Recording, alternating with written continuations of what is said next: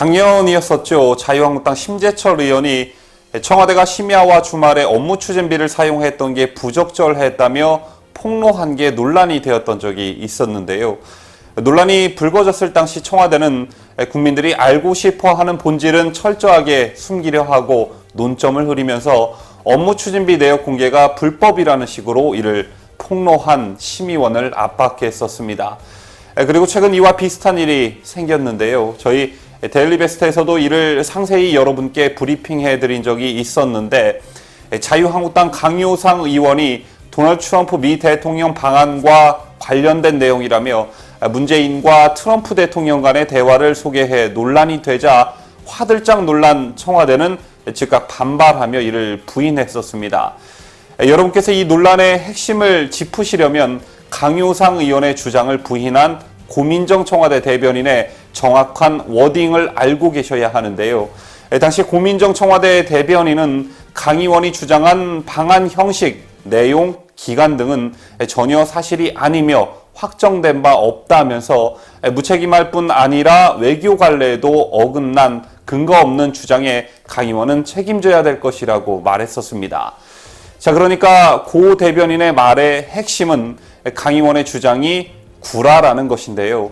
자, 국민의 알 권리를 위해 자신이 습득한 정보를 국민들께 알린 국회의원의 말에 대한 자신들의 입장 표명만 했으면 됐지, 역시 독재 정권답게 이를 발설한 외교부 직원이 누구인지 색출한다며 휴대전화 압수수색을 벌여 또 다른 논란으로 번지기도 했습니다.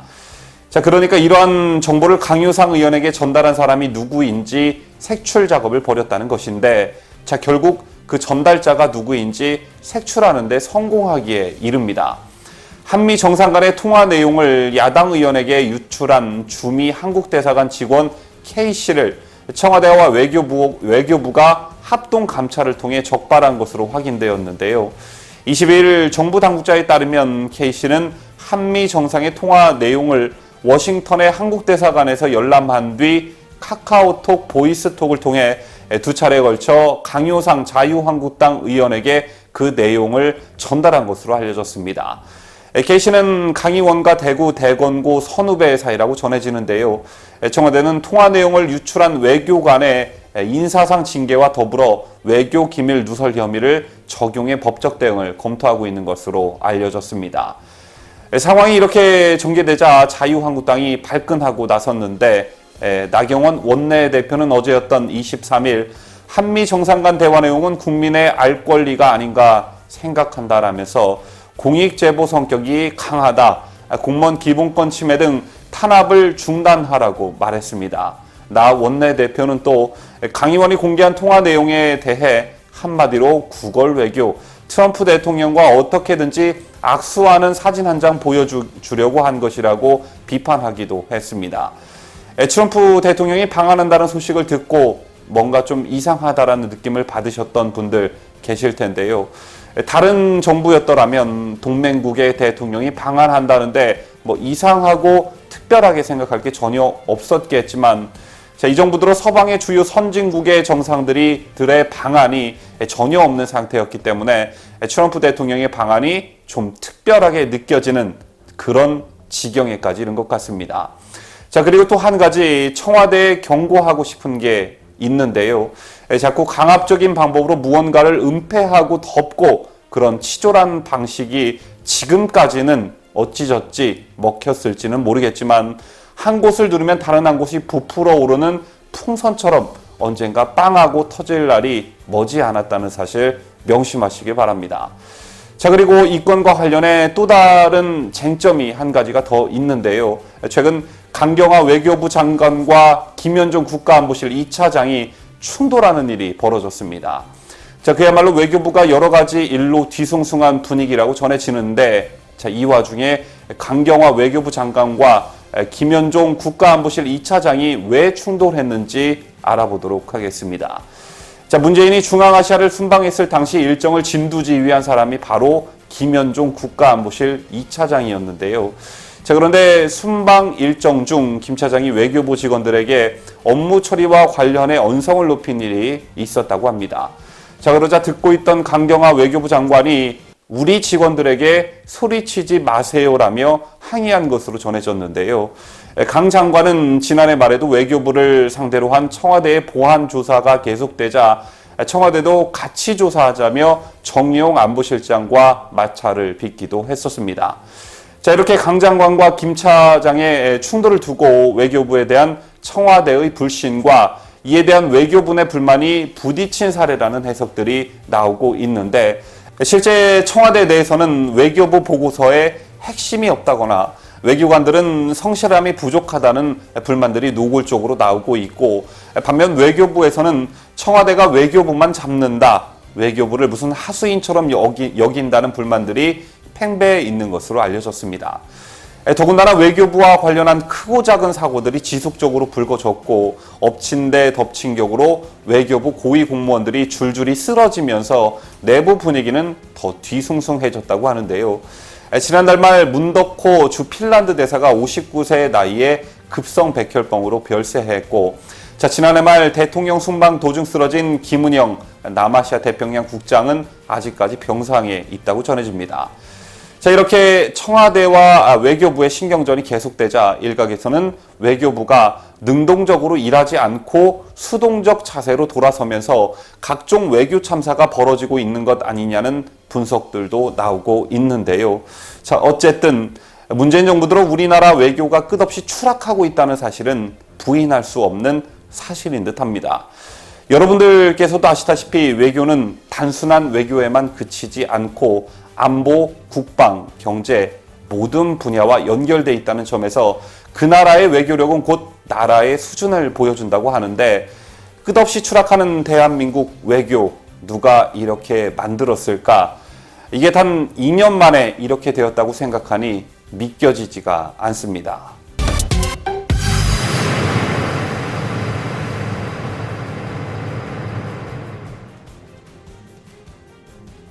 미중 무역 전쟁으로 시작된 화웨이 파장이 새로운 전기를 맞고 있어 이 소식을 좀 다뤄보도록 하겠습니다. 자, 아마 이 소식이 노무현 10주기에서 문희상이 울었다는 그런 소식 따위보다는 훨씬 가치 있는 뉴스가 될 것입니다. 미중 무역 전쟁이 타협점을 찾지 못하면서 우리나라에 직접적인 불똥이 튈 거라는 우려들이 팽배한 가운데, 미국이 중국의 거대 통신기업 화웨이와의 전쟁에 한국도 동참하라고 요구했다는 소식이 있었습니다. 좀 단도직입적으로 말해 화웨이 제품을 쓰지도 말고 화웨이 제품이 확산하는 것을 막기 위해 우리 기업이 좀 나서달라는 요구를 했다는 것인데요.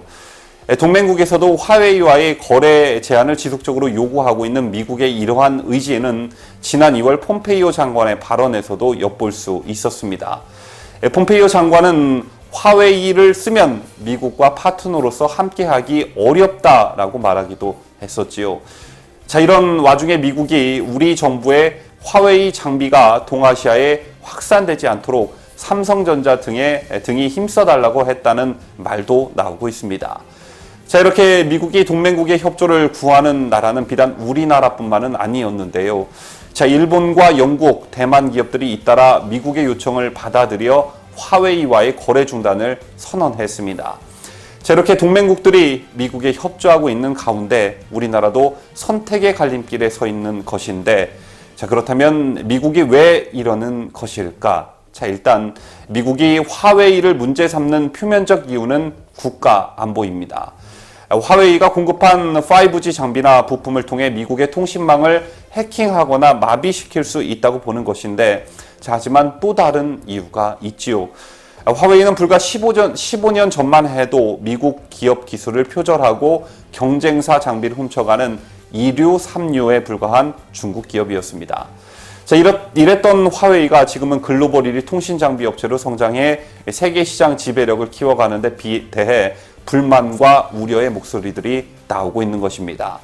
자, 문제는 미국의 전방위 압박에 우리 기업들의 고민도 깊어진다는 점인데, 화웨이 부품을 수입해 쓰거나 화웨이의 제품을 납품하는 업체들은 직접적 피해가 예상되는 상황에서 우리 기업 중 차세대 통신망 장비로 화웨이 부품을 사용하는 LG U+가 비상이 걸렸습니다. 화웨이 제품 사용을 중단하라는 미국의 압박이 현실화될 경우 LG U+는 대체 업체를 물색해야 하는 신세가 되고 마는 것입니다. 이 화웨이 이슈로 인해 주가는 어제 하루 6% 넘게 곤두박질 쳤는데요. 뿐만 아니라 화웨이 장비가 들어가는 서울 지하철 통신망 개선 사업과 금융사 전산망 관리도 불투명해졌습니다. 자, 이에 더해 화웨이에 반도체를 납품하는 삼성전자와 SK 하이닉스는 큰손인 중국 고객을 잃을 수도 있다고 하는데 두 회사의 지난해 매출 가운데 중국 비중은 30%를 넘습니다. 이렇게 우리가 손실을 감수하고 화웨이와 거래를 중단할 경우엔 이번엔 중국이 강도 높은 보복에 나설 수 있다는 우려들이 제기되고 있는데요. 이런 우려 여론들은 친중 행태를 보이는 문재인 정부 때문인지는 몰라도 사실 언론이 키우고 있는 상황입니다. 자, 지난 사드 사태 때 중국이 롯데에게 행한 파렴치한 행동을 보고도 미국과 중국의 무역 전쟁 속에 어느 편에 서야 하는지 고민이 깊다는 등 파장이 예상된다는 등의 기사를 다량으로 내보내는 기성 언론들의 기사들이 오히려 더 우려스러운데요. 자, 어차피 앞으로도 계속 이와 비슷한 상황이 닥칠 거라면 이번 기회에 확실히 탈중국하고 일본이나 영국 등 다른 동맹국들처럼 미국의 요청을 받아들이고 화웨이와의 거래 중단을 선언할 필요가 있다고 생각합니다. 자, 괜히 어중이 떠중이 마냥 이쪽도 아니고 저쪽도 아니고 어중간하게 대처하다가는 양쪽으로부터 쌍샤대기 맞고 동맹국인 미국의 신의도 잃어버리게 되는 최악의 상황이 연출될 수 있기 때문인데 꼭 미중 무역 전쟁 때문만이 아니라 정치, 외교, 안보, 국방 분야에서도 우리나라가 어떤 나라와 함께 해야 하는지 답이 정해져 있을 것입니다. 중국은 높은 산봉 우리 같은 나라, 한국은 작은 나라지만 중국몽과 함께 하겠다고 말해놓고 줄기차게 혼밥만 즐기다 온 그 누구처럼 이상한 꼴 당하기 전에 LG U+ 정신 차리기를 바라고 롯데를 타산지석 삼기를 바랍니다. 자, 어제 LG U+ 쓰고 계시는 부모님께 전화드려서 통신사 다 바꾸라고 했습니다.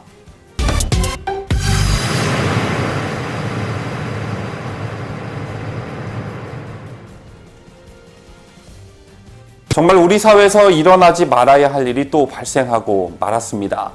민노총과 관련된 소식인데요. 대한민국 국민이라면 누구나 법이 정한 테두리 안에서 집회 시위를 할 자유가 보장돼 있지만 이들에게 이런 자유를 줘야 되는지 말아야 하는지 여러분들께서 직접 판단해 보시기를 바랍니다.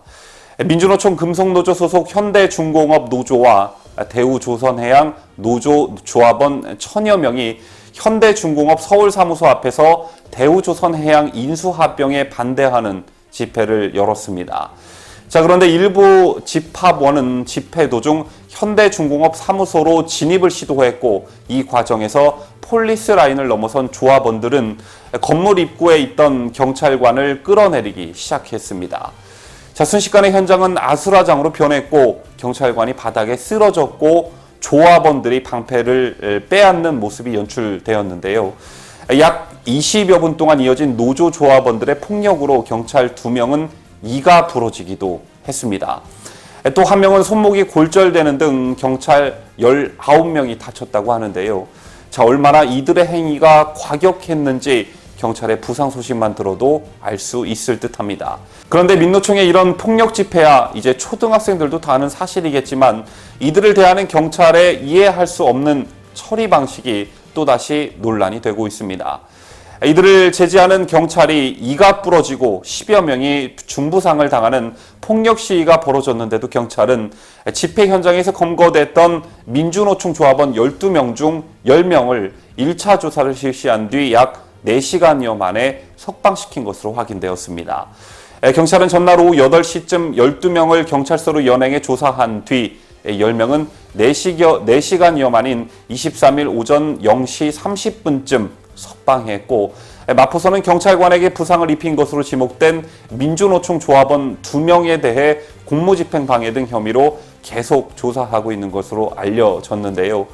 경찰 관계자는 석방된 10명은 집시법 위반 혐의만 받고 있어 1차 조사를 마무리한 뒤 돌려보냈고, 경찰관을 폭행한 혐의를 받는 2명은 집회 당시 체증 자료 등을 토대로 추가 조사를 진행한 뒤 석방 여부를 결정할 것이라고 말했습니다.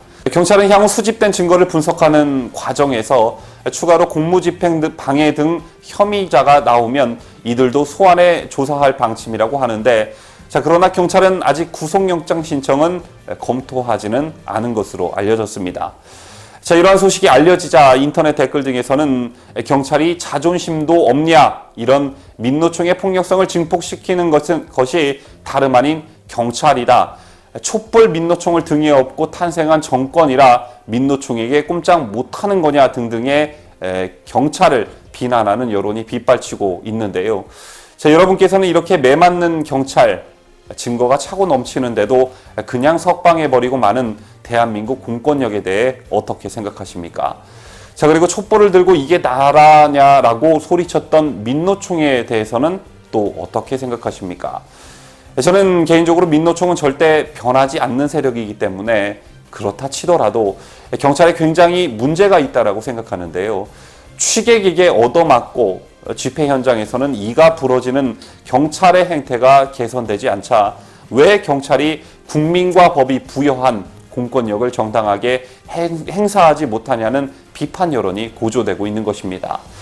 경찰관 직무집행법 10조 3항을 보면요, 불법 집회 시위로 인한 자신이나 다른 사람의 안전에 대한 현저한 위해의 발생 억제를 위해 최루액 같은 분사기를 사용할 수 있게 되어 있고, 집시법에도 지휘관의 명령에 의해 불법 시위 해산을 할 수 있다고 되어 있지만, 분사기 사용이든 해산을 위한 물리력이든 최근엔 경찰들이 몸을 사리는 모습들이 역력합니다. 왜 이런 현상이 일어나고 있나를 좀 들여다 보니까요, 2017년에 경찰 개혁위가 낸 권고안 때문이었습니다. 집회에서 흠결이 있더라도 웬만하면 경찰력 행사를 절제하도록 규정하고 있는 것인데, 거기다 지난해에는 경찰청 인권침해 사건 진상조사위원회가 백남기 사망 사건의 원인을 경찰의 과잉 진압 탓이라고 결론 내리면서 이런 분위기는 더욱 심해졌다고 합니다. 그러니까 자칫 잘못 나섰다가 인사의 불이익은 물론 깜빵까지 갈 수 있다는 의식이 팽배해지면서 경찰이 처맞아 가면서까지 이지랄하고 있다는 것인데요. 국회 담장을 무너뜨리고 경찰을 폭행하고 또 이를 취재하는 언론 기자를 폭행해도 2달째 수사만 하고 있다는 경찰, 그리고 수차례 소환 요구를 했지만 꼼짝도 하지 않는 민노총 위원장, 이게 나라라며 촛불을 들었던 민노총 애들한테 되묻고 싶습니다. 이건 나라냐?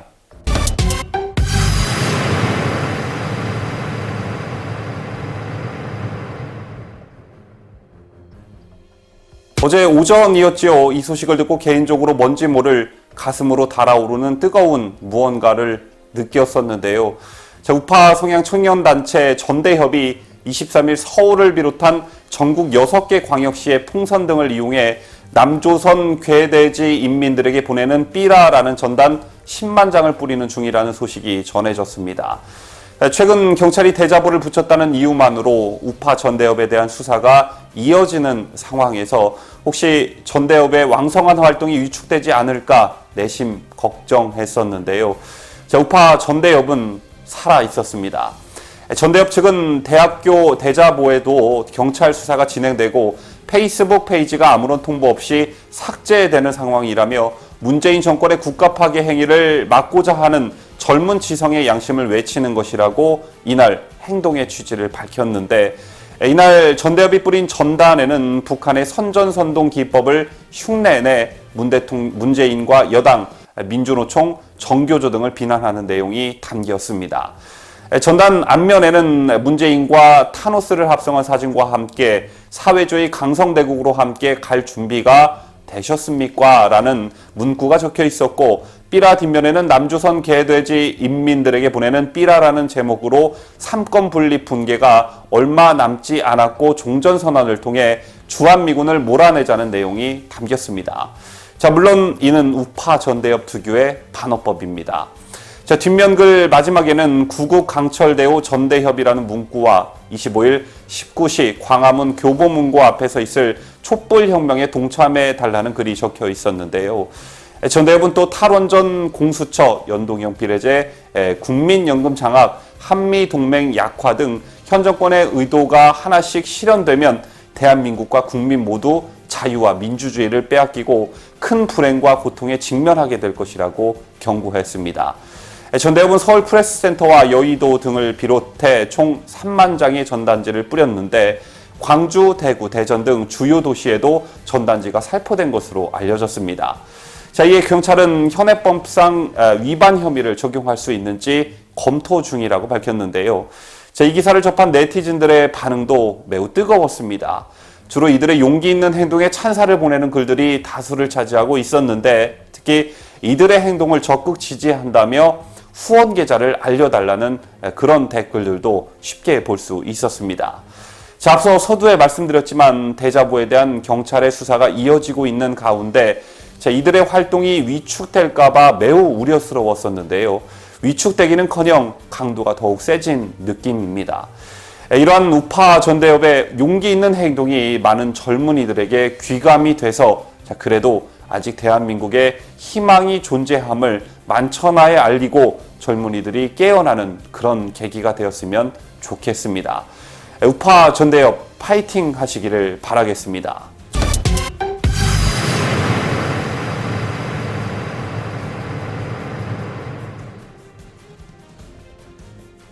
구독자 여러분, 지금부터 다소 충격적인 소식을 전해드릴 테니 귀 기울여 주시기 바랍니다. 자, 현재 분명 드루킹은 감방에 있는 것으로 알고 있는데 드루킹이 빙의한 것인지 아니면 제2의 드루킹이 나타난 것인지 충격적인 사실이 벌어졌습니다. 최근 정부의 창릉 3기 신도시에 대한 고양 일산 파주 운정 주민들의 반발이 커지고 있는 가운데 자, 이에 대한 여론조사가 진행되었다고 합니다. 자, 그런데 창릉 3기 신도시의 찬반 여부를 묻는 여론조사에서 조작 의혹이 있다는 제보에 따라 여론조사를 지난 14일 오전 11시에 정지시키고 즉각 의혹에 대한 조사에 착수했다고 하는데요. 자, 이를 보도한 지역신문 미디어 고양 파주에 의하면 이러한 조작 의혹이 구체적인 사실로 드러났습니다. 미디어 고양 파주의 보도에 의하면 미디어 고양 파주는 ND소프트에 의뢰해 14일 오전 11시까지 여론조사에 응답한 총 2만 32명의 엑셀 파일 자료를 받았다고 합니다.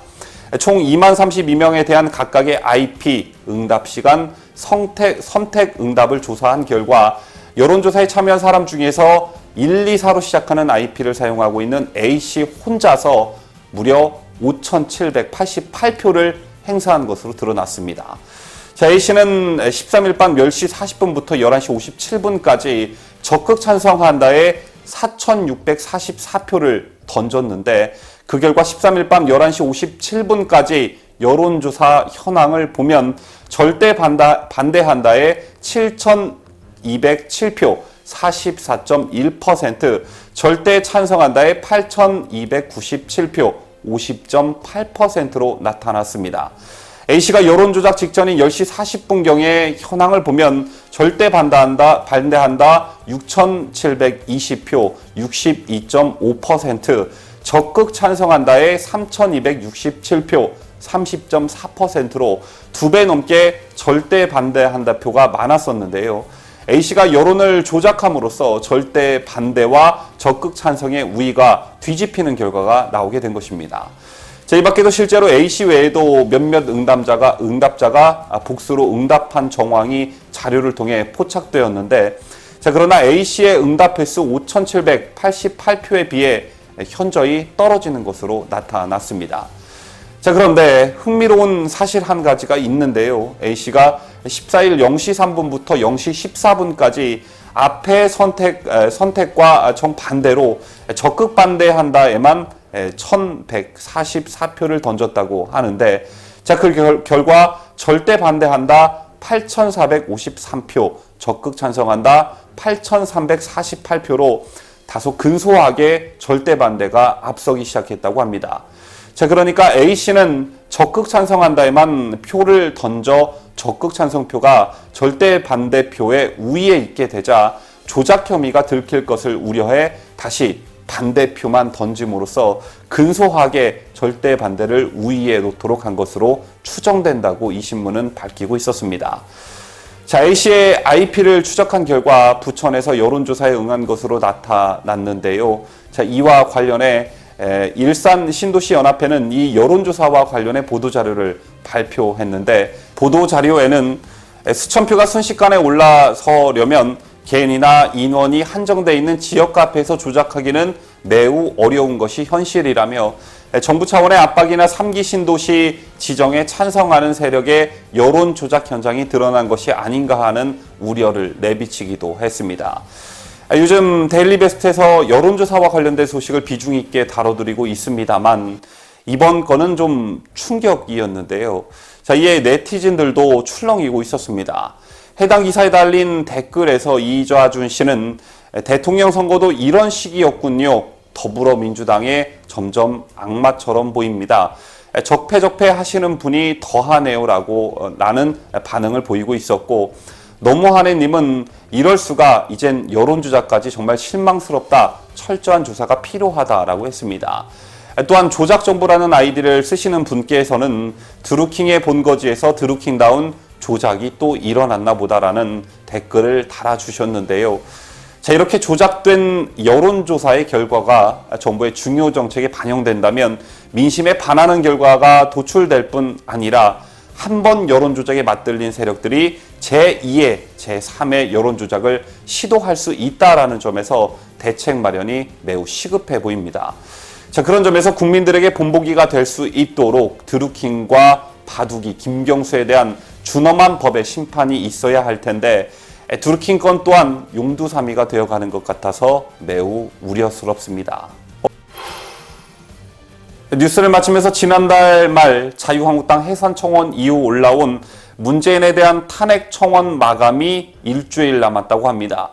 청와대 답변을 위해서는 20만 명을 넘어서야 하는데요. 현재 이 청원글에 동의한 국민 수는 16만 명이 조금 넘는 수치라고 하는데 20만 명까지 약 3만 6천여 명이 모자란 셈입니다. 자, 일각에서는 동의수 조작이 가능한 청와대 청원에 별 의미가 없다고 지적하는 목소리들도 있지만, 자, 만약 20만 명을 돌파한다면 청와대가 무슨 답변을 내놓을지 궁금해지는군요. 자, 아마도 제 생각에는 우리는 촛불로 태어난 정부다, 이런 등의 헛소리를 남발할 것 같은데 성남 민심을 전달하기 위해서라도 이번 주말 청와대 청원 게시판에 잠깐 들러서 이 청원에 동참하시는 건 어떨런지요. 자, 이상 저희가 준비한 뉴스를 마치도록 하겠습니다. 끝까지 시청해주신 여러분 대단히 감사합니다.